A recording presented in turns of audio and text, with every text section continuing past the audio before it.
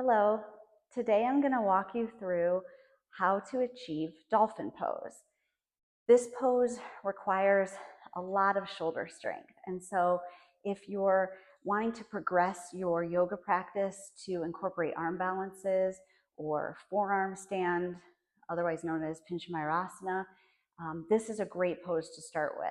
So make sure you've warmed up your body through some standing postures, maybe a couple of yoga flows before you attempt this particular pose, because it does ask for length in the hamstring. So we want to make sure our body is heated up before we stretch out that hamstring. Okay, so we're going to take this pose from the side first, and you're going to make sure that your wrist is in line with the elbow and the shoulder. Spread your fingers wide to give you a nice solid base, and then come down to your forearms. We're going to take opposite elbow and hand here, making sure that we have a good solid base and the right distance. And then we'll open our arms.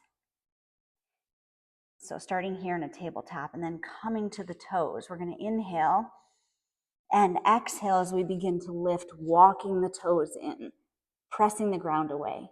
Make sure you're keeping your gaze right directly underneath your face and not back at your toes. Releasing. A couple more tips for you.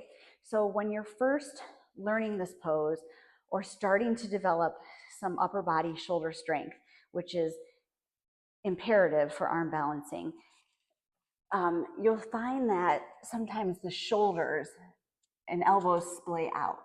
We want the elbows to be in position in line with wrist, elbow, and shoulder as much as possible when we're holding this pose.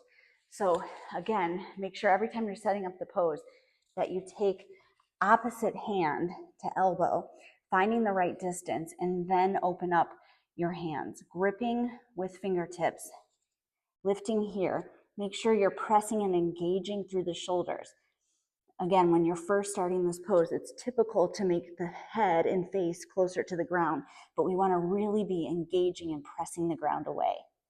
Inhale here and exhale, lifting the glutes so that we can get them over the shoulders as much as possible.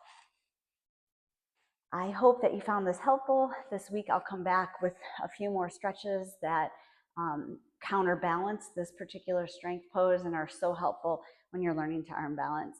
With everything, make sure that you are patient with yourself and know that this practice is a lifetime practice, and just keep working at it each and every day. Thanks.